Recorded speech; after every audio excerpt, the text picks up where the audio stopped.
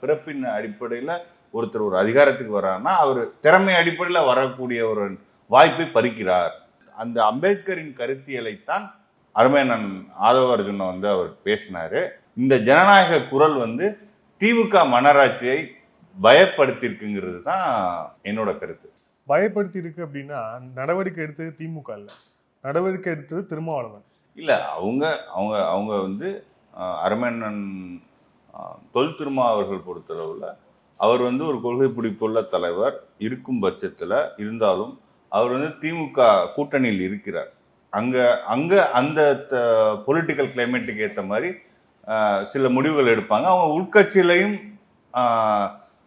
அண்ணன் சானவாசன் போன்றவர்கள்லாம் மாற்று கருத்து கொண்டவர்களாக இருக்காங்க. அதனால அவர் அந்த இன்டர்னல் பார்ட்டி பாலிடிக்ஸையும் பார்க்கணும், அலைன்ஸ் இதையும் பார்க்கணும். அப்போ அவங்க ஒரு முடிவு எடுத்திருக்காங்க. அவங்க சஸ்பெண்ட் தான் பண்ணியிருக்காங்க. இது ஒரு பொலிட்டிக்கல் டிசிஷன் தான். அந்த பார்ட்டியோட இன்டர்னல் டைனமிக்ஸையும் அலைன்ஸ் டைனமிக்ஸையும் இன்டாக்டாக வச்சுக்கிறதுக்கு அவர் ஒரு முடிவு எடுத்திருக்காங்கன்னு தான் பார்க்க முடியும். இல்லை, அதாவது இது எப்படி வெளியில் இருக்கவங்க பார்க்குறாங்க அப்படின்னா,